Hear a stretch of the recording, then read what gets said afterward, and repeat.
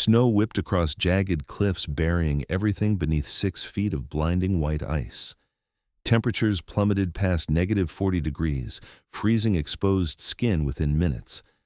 Nobody could survive such brutal conditions outdoors.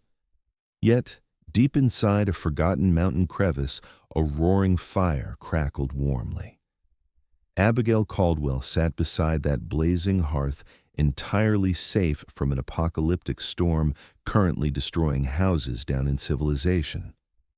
Just 3 weeks earlier, a cruel landlord had thrown her onto frozen streets expecting wild elements to finish her off. Instead, she conquered nature. Welcome to a true story of absolute resilience and ultimate revenge. The bitter winds of late November were already howling through the towering pines of the Bitterroot Valley. Winter in this isolated pocket of Montana was notoriously unforgiving, a season that demanded respect and preparation. For 34-year-old Abigail, Caldwell preparation was a way of life. She had spent the last 5 years renting a modest off-grid cabin at the edge of the county line, living quietly, chopping her own wood and working remotely as a freelance illustrator.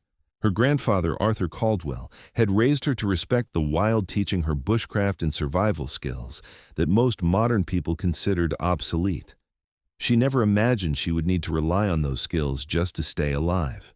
The nightmare began on a Tuesday morning. The sky was an ominous bruised purple, heavy with the promise of early snow. Abigail was on her porch stacking the last of her seasoned firewood when a heavy black SUV crunched up her gravel driveway. Out stepped Gregory Miller, the wealthiest landowner in the county, accompanied by Sheriff Dalton Wright. Gregory was a man whose greed was legendary. He had inherited thousands of acres and spent his life squeezing every dime out of the local populace. He wore a heavy shearling coat and a smug, predatory smile. Sheriff Wright, a man who looked perpetually exhausted and morally compromised, avoided Abigail's gaze. Morning, Abigail. Gregory announced, his breath pluming in the freezing air. He didn't wait for an invitation before stepping onto her porch, his heavy boots tracking mud over her clean floorboards. Gregory, Sheriff, Abigail replied cautiously, wiping sap from her hands onto her denim jeans. Rent isn't due for another week. What brings you all the way out here? Gregory pulled a crisp white envelope from his coat pocket and tapped it against his palm. Change of plans, Abby. I've sold this entire parcel of land to Apex Horizons. They're a luxury resort development firm out of California. They want to break ground on a new ski lodge as soon as the spring thaw hits, which means they need the land completely cleared and surveyed before the deep freeze sets in. Abigail stared at him, a cold dread pooling in her stomach. Sold? I have a lease, Gregory. A legally binding lease that doesn't expire until next August. About that, Gregory chuckled, a dry, humorless sound. He handed the envelope to the sheriff, who reluctantly held it out to Abigail. You violated Section 4, Paragraph 2 of your rental agreement. No unapproved alterations to the property. You built that secondary woodshed out back without my written permission. That constitutes a breach of contract. This is a formal, immediate notice of eviction. Abigail's heart pounded against her ribs. A woodshed. Gregory, the roof on the old one collapsed under the snow last year. I told you about it, and you said to handle it myself. You're using a technicality to throw me out. I'm exercising my rights as the property owner, Gregory said coldly, his smile vanishing. Apex paid a premium for this acreage, and I'm not letting a stubborn tenant hold up a multi-million-dollar deal. You have 48 hours to vacate the premises. After that, Sheriff Wright here will forcefully remove you for trespassing. 48 hours. Abigail's voice broke, panic finally piercing through her stoicism. Gregory, look at the sky. The radio is forecasting a massive storm front. It's 20 degrees outside. I have nowhere to go, and I don't have the savings to put down a deposit on a new place in town on 2 days' notice. Sheriff Wright finally spoke, his voice low and tight. Greg, maybe we can give her a month, until the new year. It's too cold to put someone out on the road. 48 hours. Dalton? Gregory snapped, turning his icy glare on the lawman. Unless you want me making a call to the mayor about who funds your re-election campaign. Apex wants this cabin demolished by the weekend." He turned back to Abigail. "Pack your things, Abby, or don't. The bulldozers won't care either way." With that, Gregory turned and walked back to his SUV. Sheriff Wright lingered for a split second, an apology dying on his lips before following the wealthy landlord. Abigail stood alone on the porch, the eviction notice trembling in her hands. The reality of her situation crashed over her like a physical blow. The nearest town, Oak Ridge, was a 30-minute drive, and rent prices there had skyrocketed due to the very developers Gregory was selling out to. She had less than $200 in her checking account. Desperation set in. Over the next 24 hours, Abigail drove her battered pickup truck into town, practically begging for a reprieve. She visited the local bank asking for an emergency loan, but without collateral or a stable W-2 income, the loan officer politely showed her the door. She sought out Gregory's wife, Beatrice Miller, at the local grocery store, hoping for some human empathy. Beatrice, draped in expensive cashmere, simply sneered at Abigail across the produce aisle. "My husband's business affairs are his own, Ms. Caldwell.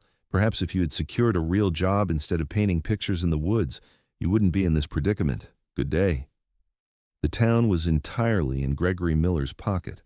No one was willing to stick their neck out for a reclusive artist when crossing Gregory meant professional ruin. Returning to her cabin on the evening of the second day, Abigail watched the first snowflakes drift lazily from the sky.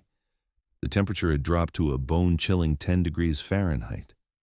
She had 24 hours left. Staring at the blazing fire in her wood stove, a fierce primal anger replaced her panic. They expected her to crawl to a homeless shelter in the city to become another forgotten statistic of corporate greed. But they didn't know the blood that ran in her veins. They didn't know the wilderness lessons her grandfather had drilled into her head. Abigail pulled a massive heavy-duty canvas duffel bag onto the floor and began to pack. She wasn't going to the city. She was going up. Above the county line sat thousands of acres of untamed, treacherous national forest land, the jagged peaks of the Bitterroots. It was a place where nobody ventured in the winter, a place where the law of men like Gregory Miller meant absolutely nothing.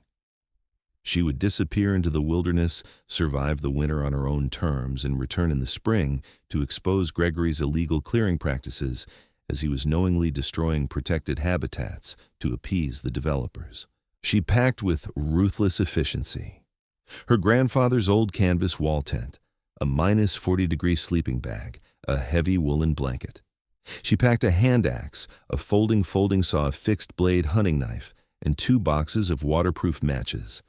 She raided her pantry, throwing bags of dried beans, rice, steel-cut oats, beef jerky, and all her canned goods into heavy-duty plastic bins.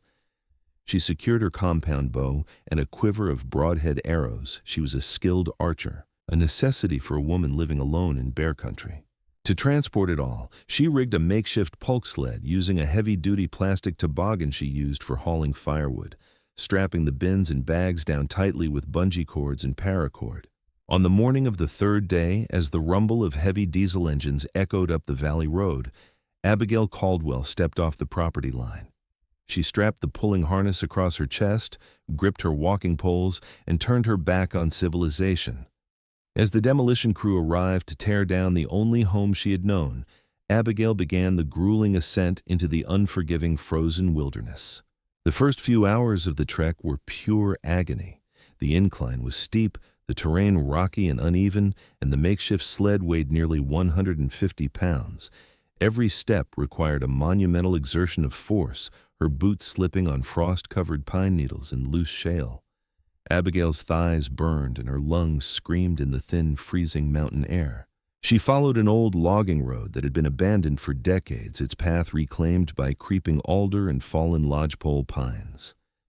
The silence of the forest was absolute, broken only by the ragged sound of her own breathing and the rhythmic scraping of the plastic sled against the hard earth. By mid-afternoon, the temperature hovered around 0. The sweat on Abigail's back grew cold the moment she stopped to rest, a dangerous preamble to hypothermia.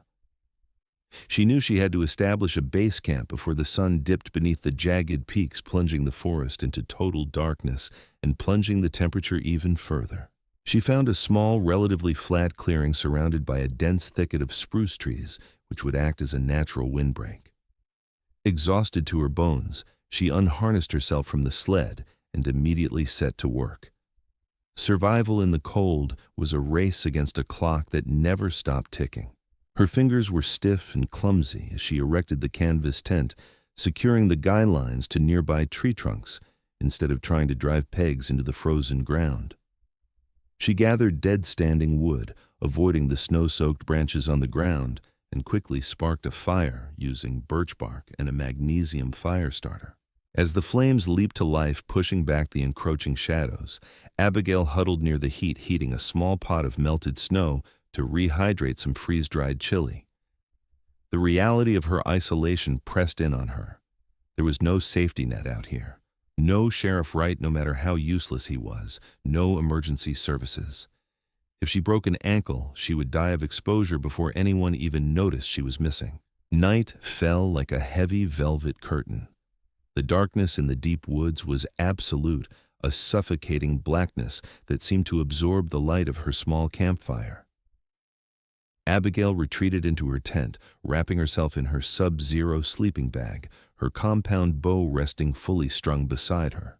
Around 2 a.m. the wind changed. The gentle sighing through the pine boughs transformed into a fierce, howling roar. A violent winter storm, a precursor to the true blizzards of January, descended upon the mountain. The canvas walls of her tent snapped and violently flapped, threatening to tear loose from their moorings. Then came the sound that made her blood run cold. Over the howl of the wind, she heard a distinct heavy crunch of snow, then another.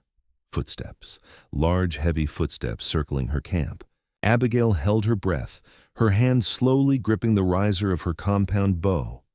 A low rumbling huff vibrated through the frozen earth beneath her. A grizzly. While most bears should have been entering their winter dens, a desperate, starving male might stay awake longer, searching for the final calories needed to survive the deep freeze. The scent of her freeze-dried chili, despite her precautions, had drawn it in. The massive silhouette of the bear pressed against the side of the canvas tent, the fabric straining under its immense weight. Abigail could hear it sniffing, its hot, foul breath fogging the thin material. She had seconds to act. Drawing back a bow in the confined space of a tent was impossible. She reached into the pocket of her heavy parka, pulling out a pen-sized bear flare. With shaking hands, she unscrewed the cap, aimed it toward the top of the tent opening, and pulled the firing pin. Bang! The blinding red light and deafening explosion illuminated the camp in a hellish crimson glow. The bear let out a terrified roar, the sound shaking Abigail's chest before heavy footfalls thundered away into the brush, crashing through deadwood in its frantic escape. Abigail collapsed back onto her sleeping pad, her entire body shaking uncontrollably. The flare had worked, but the encounter was a brutal wake-up call. A canvas tent was nothing but a fragile fabric envelope in a world of teeth and claws.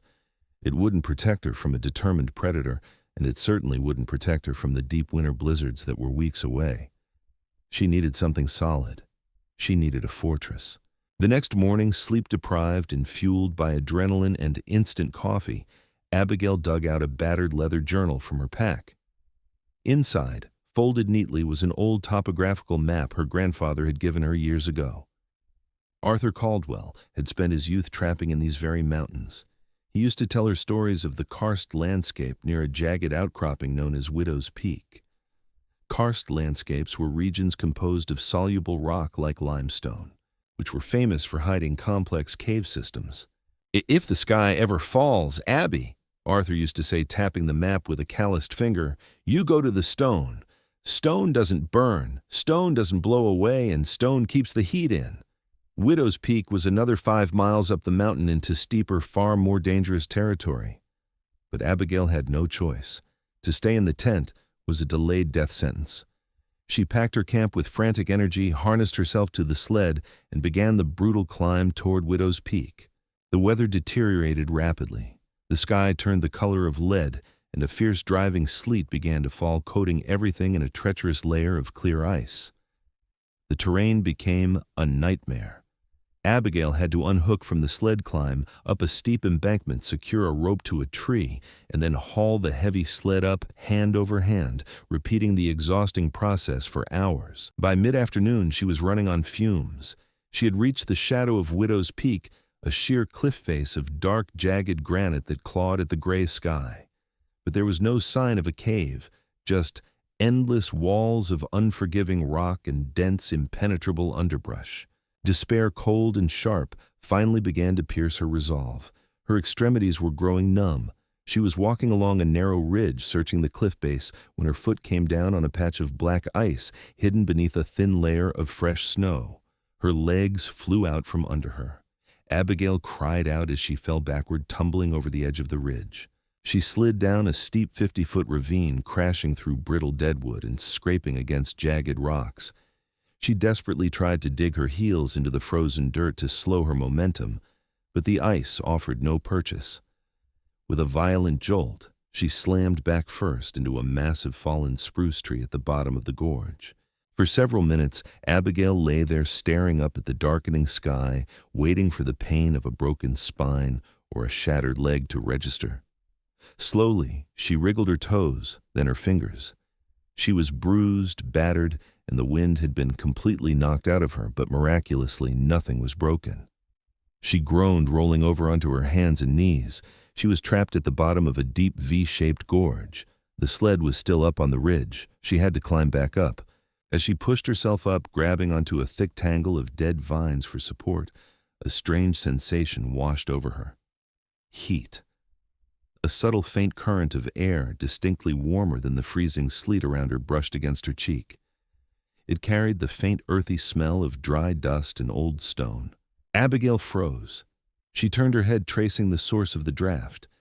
Behind the dense curtain of dead vines and a massive pile of fallen boulders, there was a shadow that looked deeper, darker than the rest of the rock face. Ignoring her screaming muscles, she crawled toward the shadow. She tore at the dead vines, breaking them away with her bare, numb hands. She squeezed between two large moss-covered boulders, ignoring the scrape of rock against her shoulders. Suddenly, the tight passage opened up. Abigail stood up, clicking on her heavy-duty flashlight. The beam cut through the pitch-black darkness, illuminating a space that made her breath catch in her throat.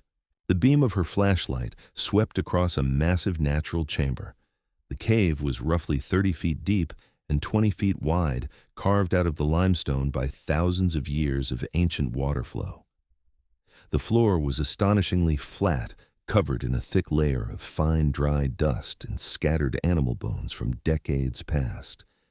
The ceiling arched gracefully overhead, standing about 10 feet high at its peak. But what made Abigail drop to her knees in sheer relief was the far corner of the chamber. The ceiling there sloped upward into a narrow, dark fissure that extended straight up into the rock. It was a natural chimney. The cave wasn't a dead end. It breathed. It could handle a fire. She had found it, her grandfather's stone sanctuary. Tears of exhaustion and triumph pricked her eyes, but she couldn't afford to celebrate yet. The sled, with all her life-saving supplies, was still at the top of the ravine, and the sleet was turning into heavy snow. It took Abigail 2 agonizing hours to haul her supplies down into the gorge. She had to lower the sled using her climbing rope, securing it around trees and easing it down foot by foot to prevent her gear from smashing against the rocks.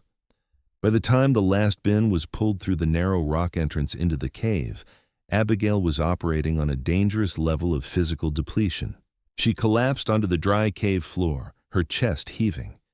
It was pitch black outside now, but inside the cave, protected from the howling wind and biting sleet, the ambient temperature felt 10 degrees warmer. She didn't sleep. She immediately set to work engineering her survival. Her first priority was light and heat. She gathered dry brush and old brittle animal bones from the back of the cave, piling them beneath the natural chimney. She sparked a fire, feeding it slowly, until a bright crackling blaze illuminated the limestone walls. The smoke rose dutifully, catching the draft and pulling straight up through the fissure in the ceiling, leaving the air in the main chamber clean and breathable. The radiant heat bouncing off the stone walls felt like a physical embrace. Abigail boiled water, made a thick calorie-dense oatmeal, and devoured it right out of the pot. Over the next 2 weeks, Abigail transformed the hollow rock into a fortress. She knew the mild winter storms were merely the opening act. The true test, the deep winter freeze, was looming. Her primary vulnerability was the cave entrance. A gap large enough for her to walk through was large enough for a mountain lion or a bear to invite itself in. Using her folding saw and hand axe, Abigail harvested dozens of thick, straight pine saplings from the gorge. She hauled them back to the cave and began constructing a heavy barricade. She wedged the thickest logs vertically between the floor and the ceiling of the entrance, securing them with heavy stones and packing the gaps with thick clay-like mud. She dug up near a half-frozen spring she found a mile away. She wove flexible willow branches between the vertical logs, creating a sturdy basket-like wall. Finally, she used her canvas tent, folding it over to create a heavy insulated flap door that could be tied shut from the inside. When the door was closed, the cave was entirely invisible from the outside, sealed off from the wind and the eyes of predators. Her days fell into a brutal but rhythmically satisfying routine. The sun was up for only 8 hours a day. During that time, she was a machine. She chopped wood relentlessly, dragging massive loads of dead timber into the cave, until a wall of seasoned firewood stacked 6 feet high lined the entire left side of the chamber. Wood was life. If the fire died during a January blizzard, she would die with it. She hunted. Using her compound bow, she managed to shoot 3 large snowshoe hares and a wild turkey that had wandered too close to the gorge. She butchered the meat inside the cave, using the sub-zero temperatures outside to flash freeze the wrapped cuts, storing them in a deep rock crevice near the entrance that acted as a natural freezer. She stretched and tanned the rabbit pelts using a crude smoking method, eventually sewing them together to create a thick insulated blanket. She built a raised bed frame using pine boughs and lashed saplings, keeping her sleeping bag off the cold stone floor. She organized her dry goods, strictly rationing her beans and rice, calculating the exact caloric intake she needed to survive until April. Despite her immense physical labor, the psychological toll of utter isolation began to creep in. The silence of the cave when the wind wasn't howling was deafening. To combat the loneliness, Abigail spent her evenings by the firelight, sketching the jagged lines of the cave walls in her notebook or talking aloud to the memory of her grandfather.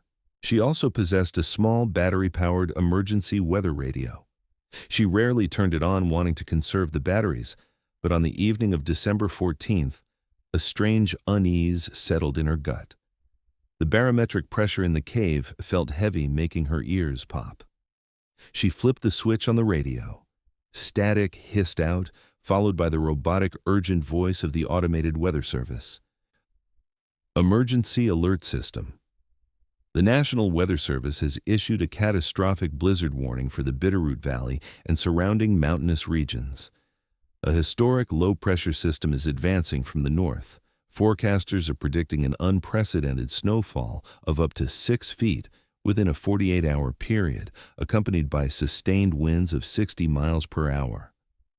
Wind chill factors are expected to reach negative 50 degrees Fahrenheit. This is a life-threatening weather event. Travel will be impossible. Power grids are expected to fail. Do not attempt to leave your homes. Abigail clicked the radio off. The silence rushed back in heavier than before. Down in the valley in the town of Oak Ridge, chaos would be erupting. Supermarkets would be stripped bare in hours. People in poorly insulated homes would be panicking. Gregory Miller was likely sitting in his massive diesel generator-powered mansion, drinking expensive scotch, entirely confident that the woman he had evicted weeks ago was already a frozen corpse buried beneath the snowdrifts. Abigail stood up, walking over to her massive stockpile of wood.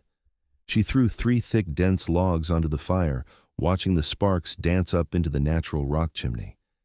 She checked the heavy canvas door, ensuring the seals were tight. She checked her water reserves filled to the brim.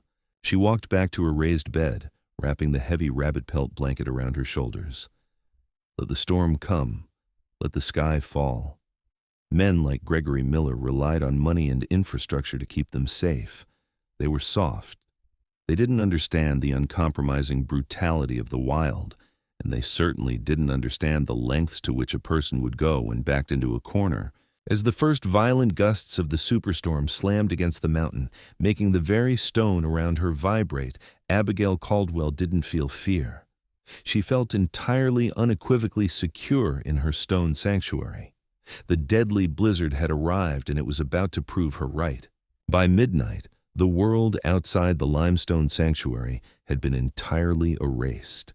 The blizzard did not merely fall, it attacked. Sustained winds of 70 miles per hour battered the sheer granite face of Widow's Peak, shrieking through the dense pines like a chorus of dying animals. Inside the cave, Abigail Caldwell sat cross-legged on her raised bed of pine boughs, feeling the immense vibrations of the storm resonating through the solid bedrock. Her heavy canvas door bellowed inward, straining against the woven sapling barricade. The temperature outside had plummeted to a catastrophic -45 degrees Fahrenheit, a level of cold that froze exposed flesh solid in mere minutes. Yet within her carefully engineered microclimate, the ambient air hovered around a tolerable 50 degrees. The massive thermal mass of the stone walls absorbed and radiated the heat from her crackling fire, creating a pocket of life in a landscape of sudden death. She continuously monitored the natural chimney. As long as the draft pulled the smoke upward, she was safe. She spent the long, dark hours mending her heavy woolen socks and listening to the apocalyptic roar beyond her walls. It was during a momentary lull in the wind, a brief haunting half-second of silence, that she heard it. A sharp metallic crack followed by a muffled, agonized cry. Abigail froze her needle hovering over the wool. She stared at the canvas door. It couldn't be an animal. Animals burrowed deep or perished in weather like this. They didn't cry out with such desperate, distinctly human inflection. She waited, her heart pounding against her ribs. 10 minutes passed. Only the wind howled. She convinced herself it was the sound of a massive pine tree snapping under the weight of the ice. Then came a violent thud against the barricade itself, followed by the scraping of heavy fabric against the frozen mud. Someone was out there. Every survival instinct screamed at her to stay put. Opening the barricade meant letting the deadly cold inside. It meant exposing her hidden sanctuary. But the memory of Sheriff Dalton Wright averting his eyes while she was thrown onto the street flashed in her mind. She refused to let the cruelty of men dictate her own humanity. Grabbing her heavy parka and her fixed-blade hunting knife, Abigail moved to the entrance. She untied the thick paracord securing the canvas flap and hauled it back. A wall of blinding, suffocating white powder blasted into the cave, instantly dropping the temperature and nearly extinguishing her fire. Squinting against the violent ice crystals, she peered into the black swirling vortex of the gorge. Lumped against her sapling wall was a human figure entirely encased in snow and ice. Abigail grabbed the figure by the collar of their heavy snow-caked jacket and heaved with all her strength. The person was dead-weight unresponsive and heavy. Adrenaline flooded her veins as she dragged the body over the threshold and onto the dry, dusty floor of the cave. She quickly slammed the canvas flap shut, resealing the barricade to cut off the deadly wind. Panting heavily, she turned to the intruder. It was a man likely in his late 30s wearing high-end, brightly colored technical winter gear that was completely unsuited for an extended survival situation. His lips were a terrifying shade of blue, his skin pale as wax, and his breathing was shallow and erratic. He was in the final lethal stages of severe hypothermia. Abigail didn't hesitate. She dragged him closer to the fire. Survival protocol dictated immediate aggressive rewarming, but not too close to the direct flame, which could cause fatal cardiac arrhythmias in a severely hypothermic patient. She stripped off his ice-armored outer layers, her hands moving with clinical precision. Beneath the jacket, his thermal layers were soaked with sweat, a fatal mistake made by amateurs who overdressed and overexerted themselves in deep cold, effectively freezing themselves from the inside out. She rolled him onto her bed frame, wrapping him entirely in her heavy, smoked rabbit pelt blanket and her sub-zero sleeping bag. She heated flat, smooth river stones near the fire, wrapped them in spare wool shirts, and packed them against his core, under his armpits, and at his groin to gently raise his internal temperature. For the next 6 hours, Abigail didn't sleep. She fed the fire, monitored the stranger's shallow pulse, and brewed a thick tea of willow bark and pine needles, slowly dripping the warm liquid past his chattering teeth whenever he briefly drifted into semi-consciousness. As dawn broke, though the sky outside remained a solid, impenetrable gray, the violent shivering finally stopped. The man let out a long, ragged groan and slowly opened his eyes. They were bloodshot and filled with the wild panic of a trapped animal. He tried to scramble backward, his boots kicking against the limestone wall. "Don't move!" Abigail commanded, her voice steady and echoing in the cavern. "You have severe frostnip on your extremities, and your core temperature is barely stable. If you panic, you'll send your heart into shock." The man blinked his eyes, darting around the firelit cave, taking in the stacked firewood, the hanging dried meats, and finally settling on Abigail. Where am I?" He croaked, his voice raw. "Am I dead?" "You're in the Bitterroots," Abigail replied, handing him a tin cup of warm broth. "And you were about 20 minutes away from being a permanent ice sculpture. Drink this slowly." He took the cup with trembling hands, slurping the salty liquid. Color was slowly returning to his cheeks. "I'm Liam Gallagher. My snowmobile threw a tread. I was trying to hike back to the county road, but the whiteout just swallowed everything. I fell down a ravine. I saw a tiny red glow. Your fire." Abigail's eyes narrowed. "What business do you have running a snowmobile up near Widow's Peak in the middle of December?" "Liam, this is restricted national forest access." Liam hesitated, avoiding her intense gaze. "I'm a topographic engineer. I work for Apex Horizons. We're developing the new ski resort down in the valley. I was doing a final laser survey of the upper boundary lines before the storm hit." A heavy, dangerous silence filled the cave. The crackling of the fire suddenly sounded remarkably loud. Abigail stood up, her hand instinctively brushing against the handle of her hunting knife sheathed at her belt. She had risked her life, her shelter, and her carefully rationed supplies to save a man who worked for the very corporation that had destroyed her home. Apex Horizons. Abigail repeated the words, tasting like ash in her mouth. Liam looked up, sensing the sudden shift in the atmosphere. The warmth of the cave suddenly felt incredibly suffocating. "Yes. We bought the Gregory Miller parcel down the mountain. We're expanding the boundary." "I know exactly what you bought," Abigail said, her voice dropping to a low, icy register that rivaled the storm outside. "Because I lived on that parcel. Gregory Miller threw me onto the street with 48 hours' notice so your bulldozers could turn my cabin into kindling." Liam's eyes widened in genuine shock. "Wait, you were the squatter, Syed?" "Squatter." Abigail scoffed, a bitter laugh echoing off the stone. "I had a legal binding lease that was good for another 8 months. I paid my rent on time for 5 years. That's impossible," Liam stammered, pulling the rabbit pelt blanket tighter around his shoulders.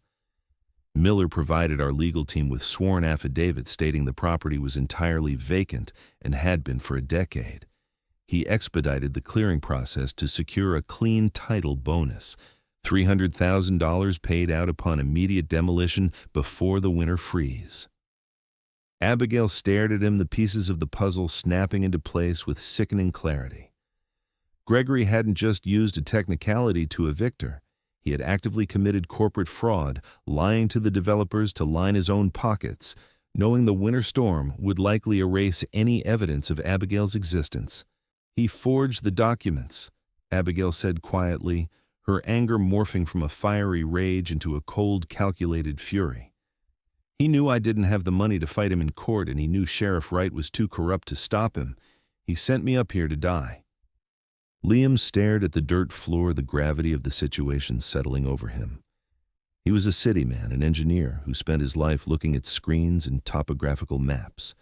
He had never considered the human cost of the land they were reshaping. looking at the rugged, self-sufficient woman standing before him, living inside a mountain out of sheer survival instinct. A profound sense of shame washed over him. "I didn't know," Liam whispered. "None of us at the head office knew. If my boss found out Miller falsified the land use history, the entire multi-million-dollar contract would be voided. Apex doesn't mess with fraudulent titles. The liability is too high." Abigail looked at him, calculating her odds. Fate had delivered the enemy directly to her doorstep, but this enemy held the key to her revenge. "You're going to help me," Abigail declared, sitting back down by the fire. "When the spring thaw comes, you are going to testify against Gregory Miller. You're going to tell your bosses exactly what he did." "If we survive the spring thaw," Liam countered grimly, gesturing toward the howling entrance. "This storm isn't breaking. The radio said 6 feet of snow. I have enough food for one person to comfortably survive until April," Abigail said clinically. "I now have 2 people. We're going to have the rations. You are going to pull your weight. As soon as you can stand, you're on wood duty." For the next 3 days, the blizzard raged with unrelenting ferocity. The world outside remained a chaotic void of screaming wind and flying ice. Inside the stone sanctuary, a fragile, pragmatic truce formed. Liam proved to be a fast learner, driven by a desperate desire to prove his worth. Despite his lingering weakness, he helped Abigail process the firewood chop kindling and maintain the precise airflow needed to keep the fire from smoking them out. He watched in awe as Abigail expertly butchered a frozen snowshoe hare, wasting absolutely nothing, utilizing the bones for broth and the fat for cooking. He realized that Abigail Caldwell was not a victim. She was an apex predator in her own right, perfectly adapted to a brutal environment that would have killed him in a single night. On the evening of the 4th day, the screaming wind finally began to die down, shifting from a deafening roar to a low, mournful moan. "It's passing." Liam said, a spark of hope lighting up his exhausted eyes. He was chewing on a tough piece of venison jerky sitting near the fire. "We made it." Abigail didn't look up from her whittling. She was carving a new toggle for her sled harness. "The wind is dying. That means the heavy snow is going to start falling straight down. The real danger isn't the wind, it's the weight." She was entirely right. By the morning of the 5th day, an eerie, absolute silence had settled over the mountain. The storm had broken. Abigail woke up feeling strangely sluggish. Her head throbbed with a dull rhythmic ache, and her mouth tasted metallic. She pushed herself up from the bed frame, immediately noticing the air in the cave was thick, hazy, and smelled sharply of acrid wood smoke. She coughed, the sound echoing hollowly. "Liam," she rasped, shaking the man sleeping on a mat of pine boughs near the back wall. Liam groaned, rolling over. His face was flushed and he seemed heavily disoriented.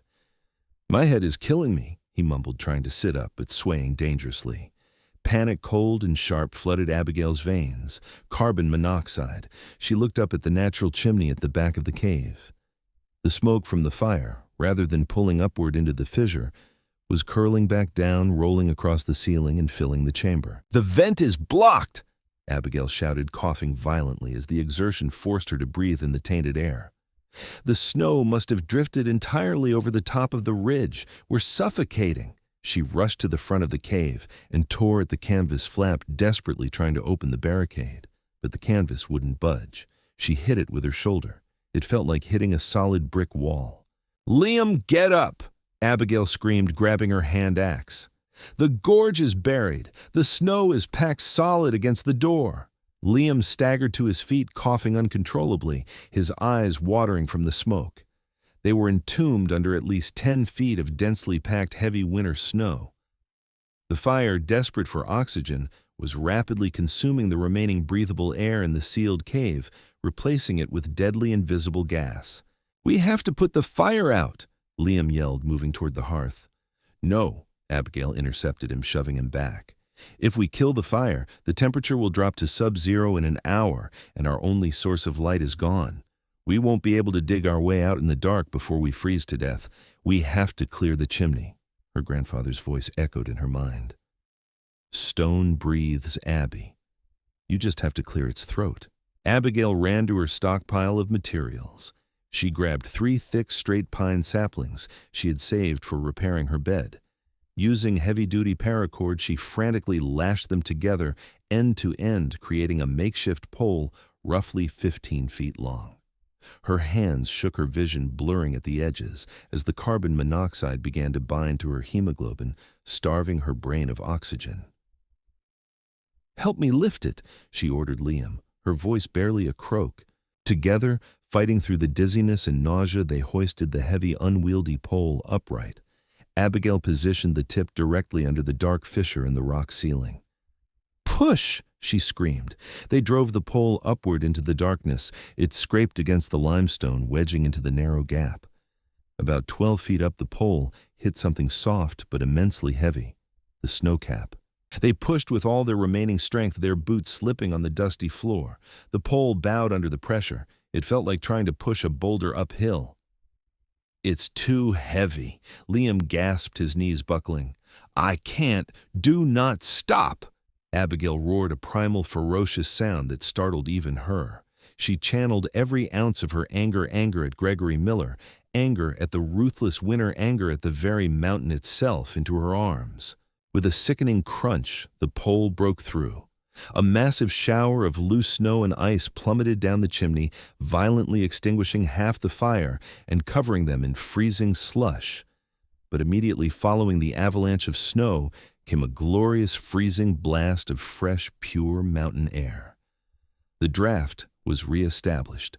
The smoke instantly changed direction, sucked upward through the newly cleared vent like water down a drain. Abigail and Liam collapsed onto the floor, gasping hungrily, filling their burning lungs with the icy, life-saving air.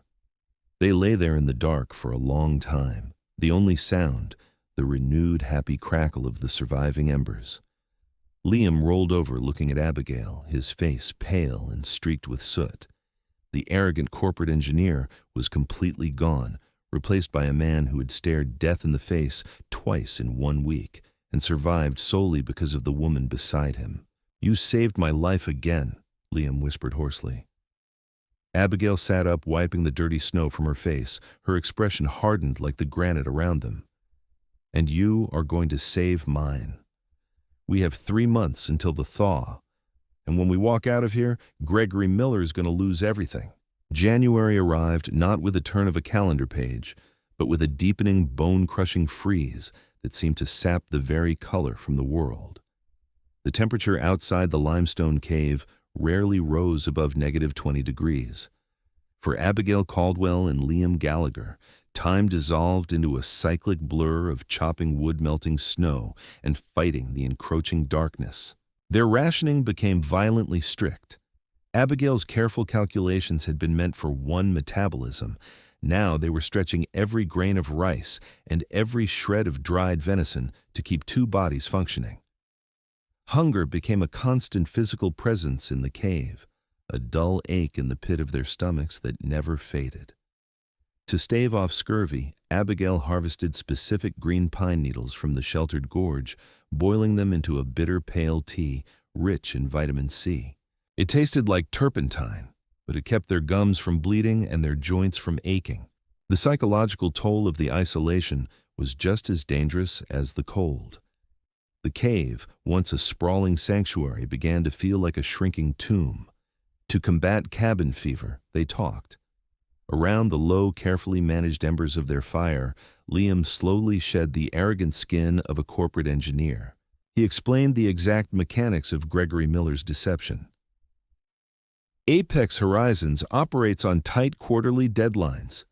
Liam rasped one evening, his face hollowed out by weight loss, a thick, untamed beard covering his jaw. "The vice president of acquisitions, a man named Robert Kensington, is notorious for pushing deals through without proper vetting. Miller knew this. He knew Kensington wouldn't send a secondary team to verify the eviction status if Miller offered a fast-track discount. Miller forged a document called a Certificate of Absolute Vacancy. It legally indemnifies the buyer from any squatter claims. And if he's caught, Abigail asked, her carving knife rhythmically shaving dry tinder from a cedar branch. Bruh. Wire fraud, perjury, and violation of the Federal Land Lease Act, Liam replied. Miller accepted a $300,000 clean title bonus via an interstate wire transfer from our California headquarters. That makes it a federal crime. If we make it to a computer, I can access the encrypted corporate server and pull the exact transactional IDs. But we have to make it out of here first. Nature, however, refused to make their survival easy. In mid-February, a new terrifying threat emerged. The heavy snowpack had forced the mountain's predators into desperate measures. One night, a deep guttural yowl echoed down the natural chimney. It wasn't the howling of a wolf. It was the chilling, raspy scream of a starving mountain lion. For 3 days, the massive cat stalked their camp. They could hear it pacing outside the canvas barricade, its heavy paws crunching against the icy crust. It smelled the remaining dried meat hanging inside. Abigail refused to sleep sitting cross-legged near the entrance with her compound bow fully drawn, the broadhead arrow aimed directly at the center of the heavy canvas flap. On the third night, the cat attacked. Driven mad by starvation, it threw its 200-pound body against the woven sapling wall. The wood groaned and splintered under the immense impact. The heavy stones securing the base shifted, and a massive clawed paw tore through the mud packing, ripping a jagged hole in the canvas. Abigail didn't panic. She stepped to the side, altering her angle to avoid shooting into the dense logs. As the mountain lion wedged its snarling, blood-soaked snout through the breach, its yellow eyes reflecting the firelight, Abigail released the bowstring. The heavy carbon arrow struck true, driving straight through the animal's eye and into its brain. The cat went entirely limp, its heavy body blocking the very hole it had created. It was a gruesome, terrifying victory, but in the brutal mathematics of survival, it was a windfall. They spent the next 2 days butchering the animal. The sudden influx of fresh, dense protein saved them from starvation, and the thick pelt provided a crucial secondary layer of insulation as the February blizzards battered the mountain. Liam, who had never taken a life, was deeply shaken, but as he drank the rich, fatty broth Abigail prepared, he finally understood the uncompromising reality of the wilderness. Out here you were either the predator or you were the prey. March was an agonizing month of false promises. The sun would break through the gray clouds for a few hours, teasing a thaw only for a sub-zero night to freeze the melting snow into treacherous sheets of solid blue ice.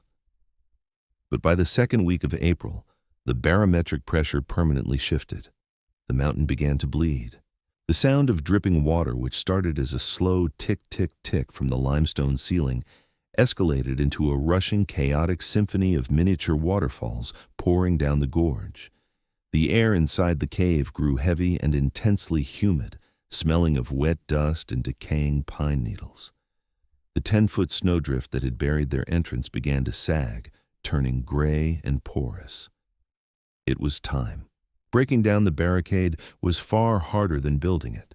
The mud packing had frozen and thawed so many times it had essentially turned into concrete. Using their hand axe and heavy rocks, they battered away the frozen earth, unweaving the saplings until they could finally push the canvas flap aside. The rush of warm, damp spring air hit them like a physical wave. For the first time in nearly 4 months, Abigail and Liam stepped out into direct, unhindered sunlight. The glare off the melting snow was blinding. They were both dangerously thin, their clothes hanging loosely off their frames. Their skin was pale, and their muscles trembled with the effort of walking through the deep, slushy snow. But they were alive. They abandoned the sled and the heavy winter gear, carrying only their remaining jerky, the water-boiling pot, the mountain lion pelt, and Abigail's bow. The descent was a treacherous nightmare. The abandoned logging road was entirely washed out, replaced by a rushing torrent of muddy meltwater. They had to navigate the dense, slippery underbrush, utilizing their ropes to rappel down muddy embankments that had entirely given way. It took them 2 full days to cover the 5 miles down to the county line. As they broke through the final tree line, Abigail stopped dead in her tracks. The picturesque clearing where her cabin had stood for 5 years was utterly unrecognizable. The massive ancient pines had been clear-cut, leaving an ugly graveyard of jagged stumps. The ground was a churned, muddy wasteland of deep tire ruts. And where her sturdy, hand-built off-grid cabin had been, there was nothing but a pile of shattered, splintered lumber and crushed tin roofing pushed unceremoniously into a heap at the edge of the property line. Parked in the center of the mud pit were 3 massive yellow bulldozers bearing the Apex Horizons logo, waiting idly for the ground to harden enough to begin foundation work. Liam stood beside her, looking at the destruction his company had wrought. He swallowed hard, the guilt evident in his hollow eyes. "I'm so sorry, Abigail." Abigail stared at the ruins of her life. The sadness was brief, quickly swallowed by a rising tide of righteous, calculated fury. She reached out and placed a surprisingly strong hand on Liam's shoulder. "Don't apologize," she said, her voice sharp and steady. "Just help me burn him down." They couldn't go to the local town of Oak Ridge. Sheriff Dalton Wright would likely arrest them for trespassing or find a way to alert Gregory Miller before they could make a move. Instead, they hiked another agonizing 6 miles parallel to the highway until they reached a decrepit independent truck stop on Interstate 90. The clerk behind the counter, a teenager glued to his phone, barely looked up as 2 wild, filthy, and bruised figures walked through the sliding glass doors. Liam traded his high-end waterproof titanium watch, the only valuable thing he had left, for 2 large black coffees, 4 hot dogs, and unrestricted access to the payphone and the dusty, slow internet terminal in the corner of the diner. While Abigail devoured the cheap processed food, which tasted like a Michelin star meal after 4 months of rabbit broth, Liam went to work. He logged into the terminal, bypassing the security protocols he himself had helped design, and accessed the Apex Horizons internal cloud servers. He didn't just find the wire transfers, he found the jackpot. Gregory Miller had sent a series of emails from his private account to Robert Kensington, explicitly assuring him that the stubborn tenant had been permanently dealt with, and that local law enforcement was handling the cleanup. It was a brazen, arrogant paper trail. Liam printed everything using the truck stop's squeaky laser printer. Then he picked up the payphone. He didn't call the local police. He called the Montana State Attorney General's office in Helena and asked for the Division of Corporate Fraud. It took 48 hours for the wheels of justice to turn, during which Abigail and Liam slept in a cheap motel room, paid for by a wire transfer from Liam's terrified, relieved brother in Seattle. The climax did not happen in a courtroom. It happened at the Oak Ridge Country Club's annual spring gala. Gregory Miller was in his element, dressed in a tailored tuxedo, a crystal glass of bourbon in his hand. He was standing at the head of the banquet hall, giving a toast to the economic revitalization of the Bitterroot Valley. Beside him stood Sheriff Dalton Wright, looking uncomfortable but compliant, and Beatrice Miller, adorned in diamonds bought with the clean title bonus. "To the future," Gregory boomed into the microphone, flashing his predatory smile at the wealthy attendees, "and to clearing out the old wood to make room for the new." The heavy oak doors of the banquet hall did not just open. They were thrust apart with violent force. The room fell dead silent as a dozen armed agents from the Montana State Bureau of Investigation, wearing tactical vests, flooded the room. Leading them was Special Agent William Russo, a man with a face like carved granite. And walking right behind Agent Russo were Abigail Caldwell and Liam Gallagher. They were no longer the filthy survivors of the mountain.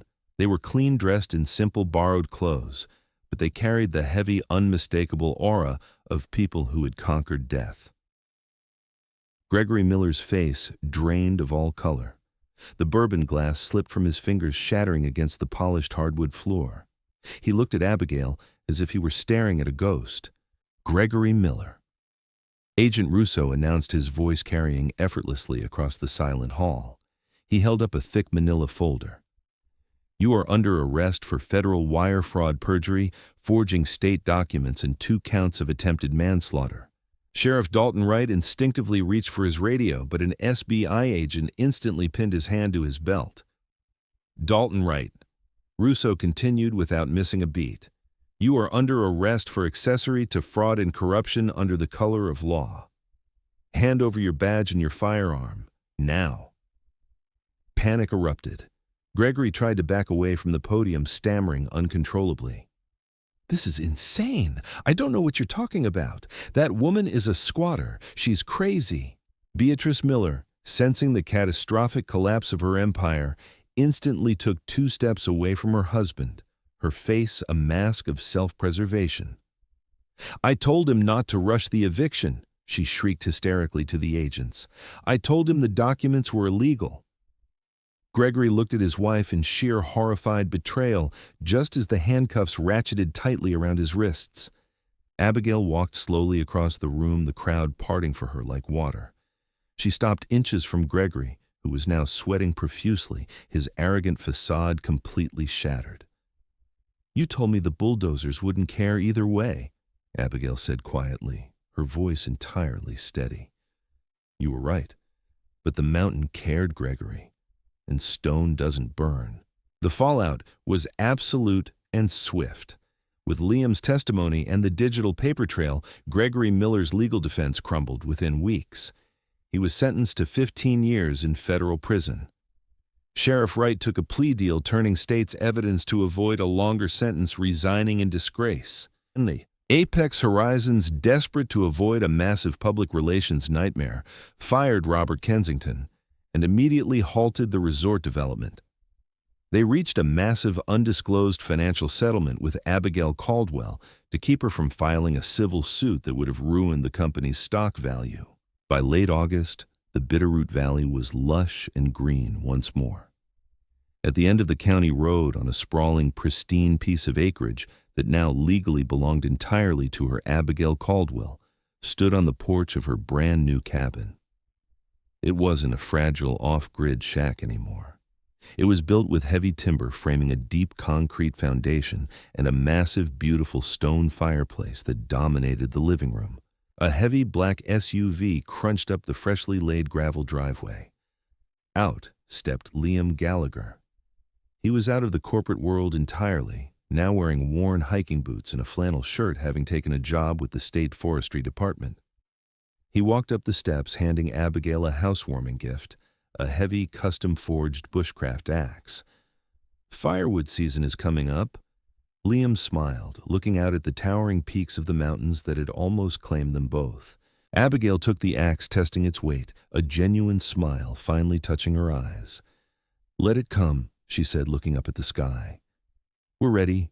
Abigail Caldwell's harrowing journey from a freezing, desperate eviction to absolute triumph is a testament to the unbreakable human spirit.